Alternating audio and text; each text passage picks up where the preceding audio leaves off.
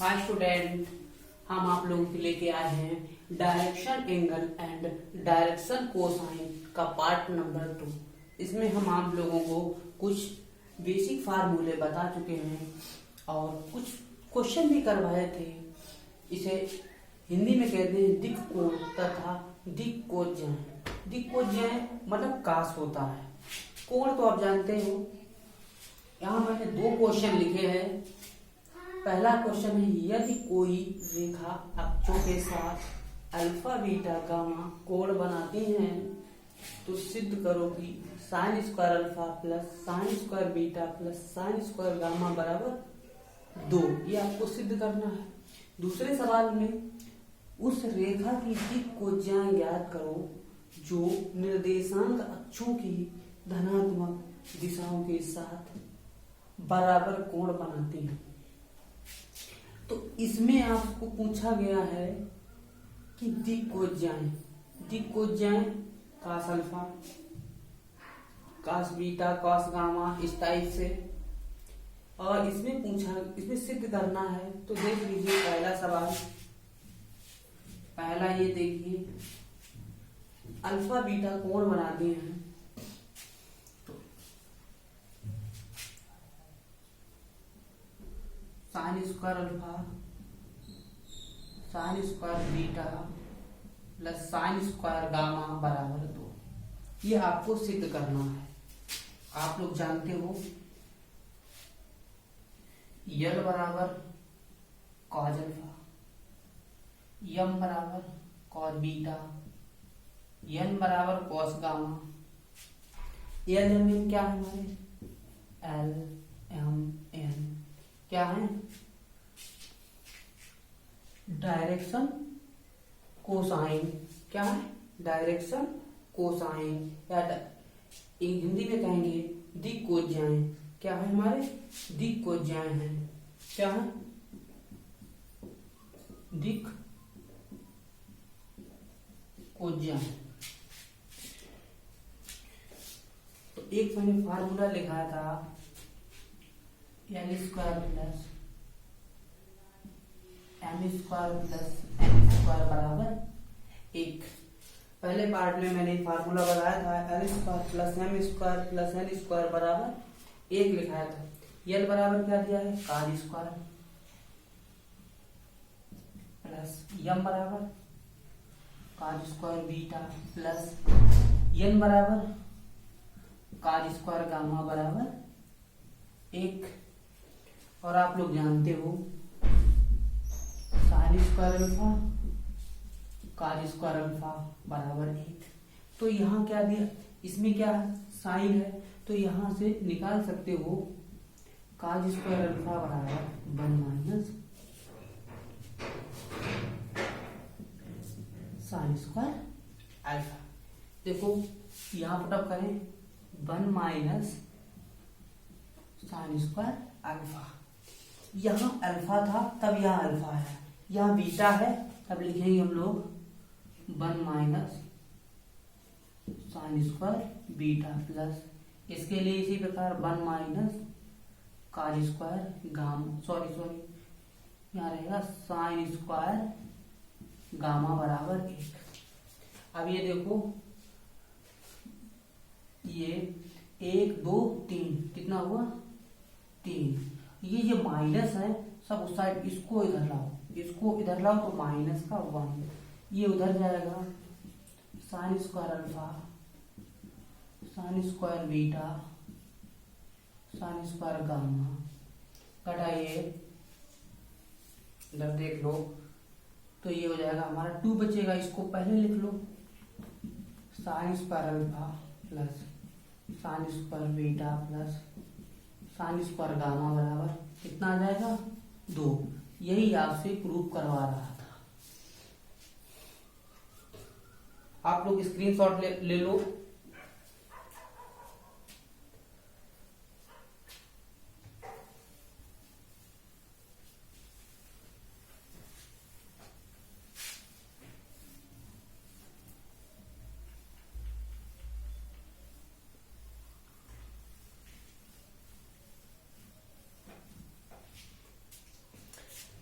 दूसरा सवाल, उस रेखा की दिक् को ज्याएं ज्ञात करो जो निर्देशांक अक्षों की धनात्मक दिशा के साथ क्या करती है, बराबर कोण बनाती है। सेकंड सॉल्यूशन देख लो, इसके लिए बात करेंगे। अब यहाँ क्वेश्चन पकड़िए, आपसे पूछा गया दिक् को ज्याएं alpha sorry L M N का मान ज्ञात करना है आपको। दिक् को ज्याएं होती है एल एम एन। यहाँ कहा गया सब, जैसे उस दिन मैंने समझाया था, छोटा सा पॉइंट ये जैसे P है और ये X है, ये Y है और ये Z है, इस टाइप से। ये अल्फा है और इतना कितना है, ये आपका बीटा है और ये है आपका गामा। तो वो कह रहा है कि बराबर कोण बनाते हैं। बराबर मतलब है ये अल्फा बराबर बीटा बराबर कैसा है गामा, ये तीनों कैसे बराबर कोण। ये क्वेश्चन में बोला गया है, तब आपको निकालना है एल एम एन का मान ज्ञात। आप जानते हो, आप लोग जानते हो l square plus m square plus n square बराबर 1, अभी बताया था। इसको भी जानते हो, ये car square alpha car square beta plus car square gamma बराबर 1, ये भी जानते हो। कैसे, एल बराबर कॉज अल्फा, एम बराबर कॉज बीटा, एन बराबर कॉज गामा, ये होता है। अब यहाँ आपको दिया गया है अल्फा बीटा गामा, वैसे सब बराबर है तो बराबर है, तो ठीक है, कॉज स्क्वायर अल्फा बीटा के स्थान पे अल्फा रख लो, यहां भी गामा के स्थान पे, क्योंकि ये तीनों बराबर हैं। ये कितना होगा, 1 2 3, 3 कॉस स्क्वायर अल्फा बराबर 1, कॉस स्क्वायर अल्फा बराबर 1 अपान 3, कॉस अल्फा बराबर हो जाएगा आपका स्क्वायर है तो 1 अपान रूट 3, वो भी प्लस माइनस ले सकते हो, जब पी स्क्वायर रूट लेंगे तो ये क्या होता है, एल बराबर होता है। अब ये बताइए, एल बराबर तो आ गया, अब कहोगे कि हमारा यम कहां से आ गया। ये भी जानते हो कि अल्फा किसके बराबर है, बीटा, ये भी तो लिख सकते हो आप। जब अल्फा बीटा के बराबर है तो काश बीटा का मान कितना रहेगा, यही रहेगा, तो ये हो जाएगा यम बराबर प्लस माइनस 1 अपान रूट 3। अब गामा भी अल्फा के बराबर है तो काश गामा बराबर, तो ये हो जाएगा एन बराबर प्लस माइनस 1 अपान रूट 3। आपके एल एम एन का मान आ गया, ये आपका सेकंड आंसर।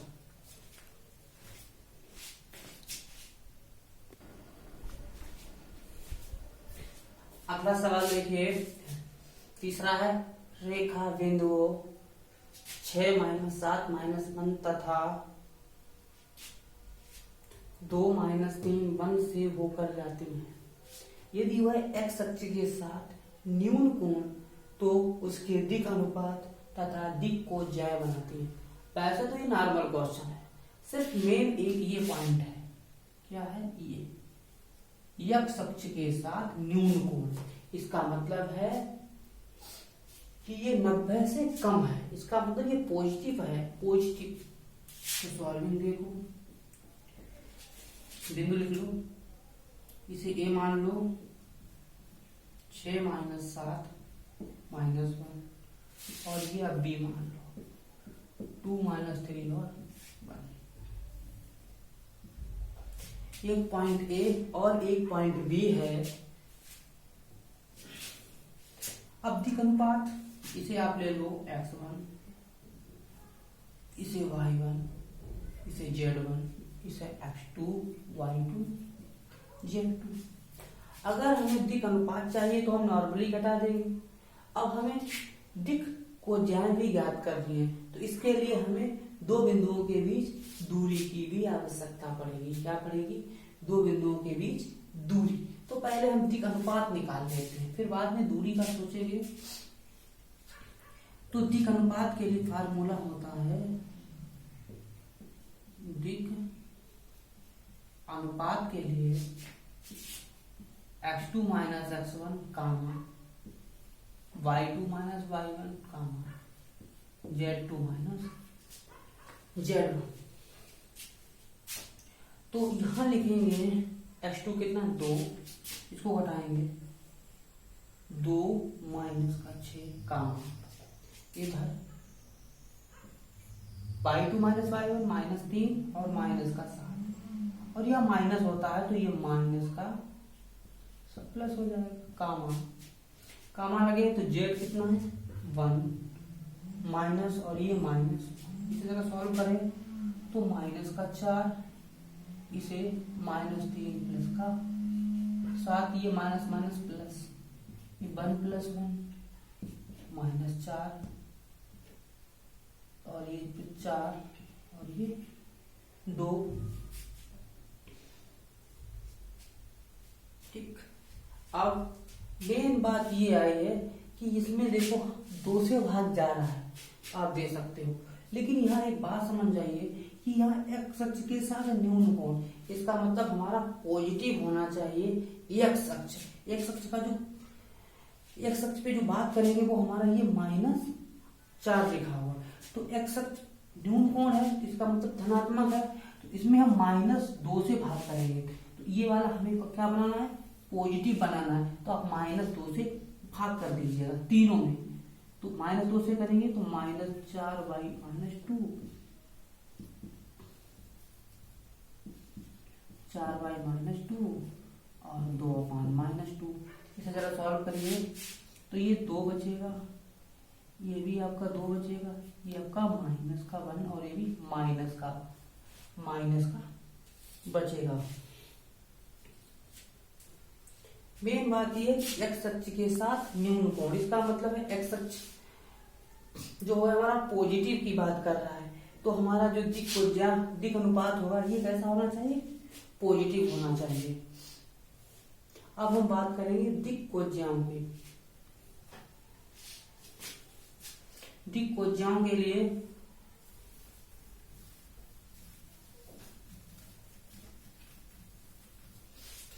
आप लोग याद रखना, अभी आंसर क्या आया था x2 माइनस x1 बराबर आया था 2, y2 माइनस y1 आया था -2, z2 माइनस z1 आया था -1, याद रखना। अब हमें दिक्कोज्याओं के लिए फार्मूला होता है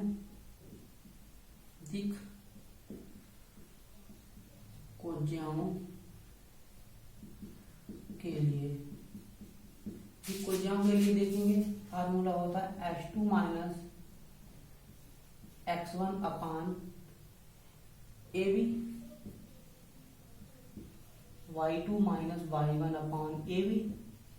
AB आप जानते हो z2 minus z1 by AB, दो बिंदुओं के बीच दूरी है, तो AB, चलो AB निकाल देते हैं। AB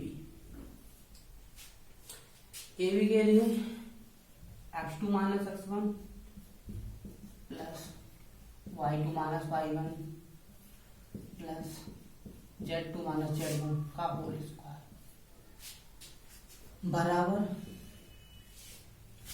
अरे x2 माइनस x1 का होल स्क्वायर अभी आपने निकाला था कितना 2, तो होल स्क्वायर चढ़ा है तो 2 का square plus y2 minus y1 कितना है -2 प्लस -1 का स्क्वायर। जरा इसे सॉल्व करें तो AB बराबर आ जाएगा आपका ये 4 प्लस AB 4 मतलब √9 3 आ जाएगा। AB का मान कितना आया 3 और AB बराबर 3 यहाँ रख दो, यहाँ रख दो, यहाँ x2 माइनस x1 कितना है 2 आप रख सकते हो, तो दिक्कोज्याएं हमारी हो जाएंगी दिक्कोज्याएं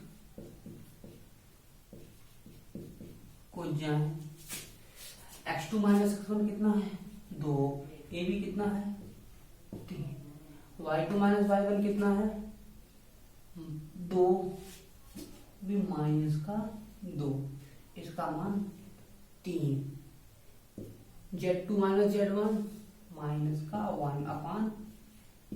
यही हमारी क्या है, दी ऊर्जाएं हैं। ये आपका है, ये रहा L, ये रहा M, ये रहा L।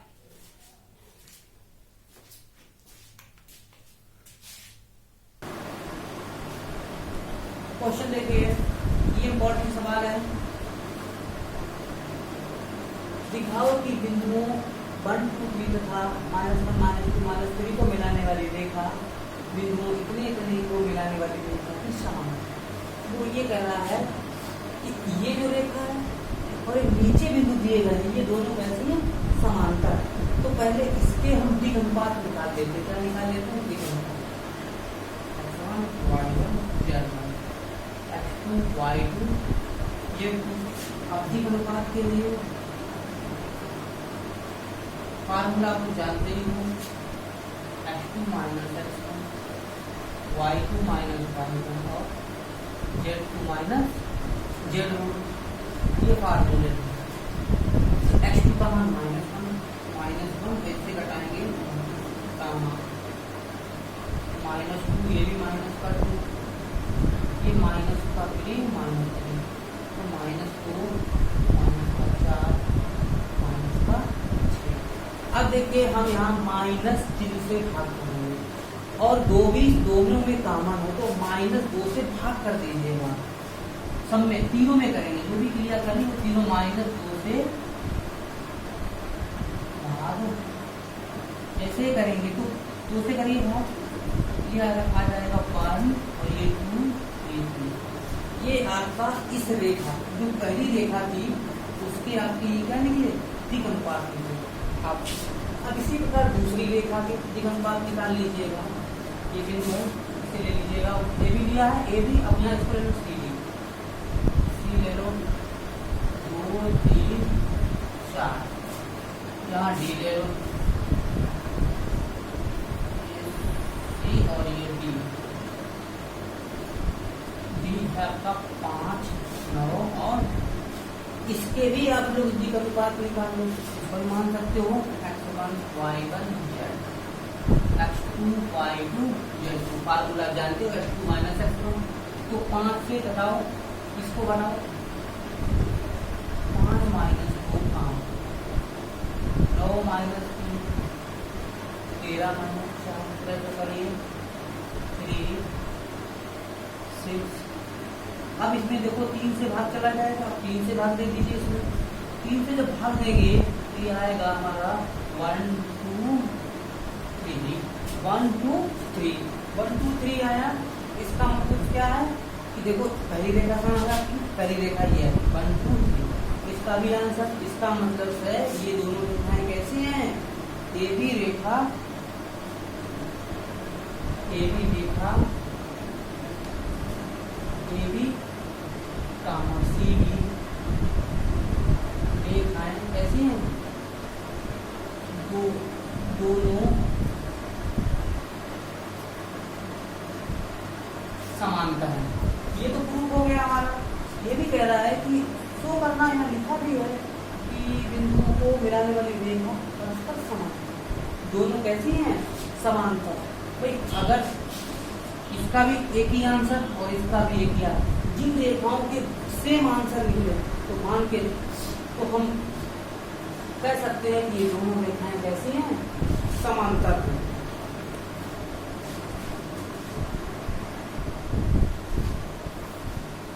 अब आगे कह रहा है कि बिंदुओं ये रखा, ये मिलाने वाली रेखा के लंबवत हैं। ये भी मैंने ए बी सी डी ले लिया, आप लोग ले सकते हो ई ले लीजिएगा -2 1 5, एफ ले लीजिएगा 3 3 2। इसके भी दिग अनुपात है x1 y1 z, x2 y2 z2। इसके भी आप लोग दिग अनुपात निकाल लो। फार्मूला जानते हो x2 minus x1 y2 minus y1 z2 minus z1।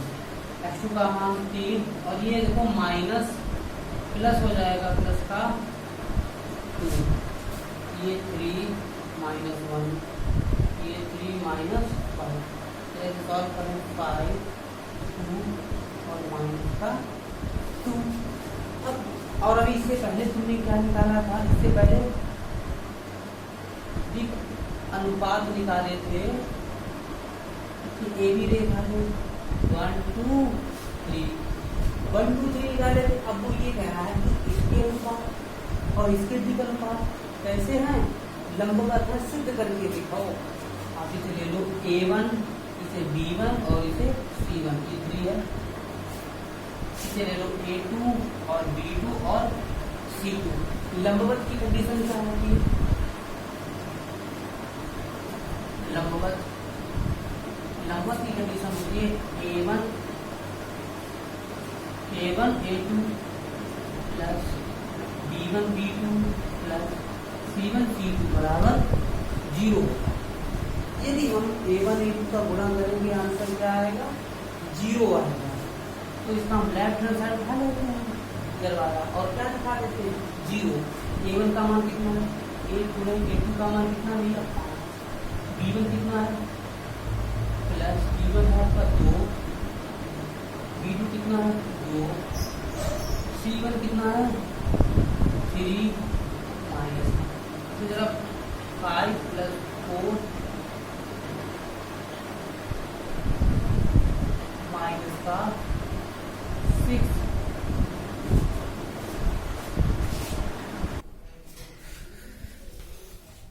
यहाँ थोड़ा मिस्टेक हो रहा है, Z2 माइनस Z2 का मान कितना है 2 माइनस, तो यहाँ बचना चाहिए ये रहा तो 3 कितना 3, तो ये 3 कितना जाएगा 9 जाएगा, कितना जाएगा 9। अब देखिए 5 4 9 क्या आ गया 9 माइनस 9 बराबर क्या आ गया 0। तो ये रेखा हमारी कैसी हो गई, लंबवत हो गई। रेखा AB तथा ये क्या है रेखा CD सॉरी EF लंबवत है। यही हमारा कंप्लीट सॉल्यूशन।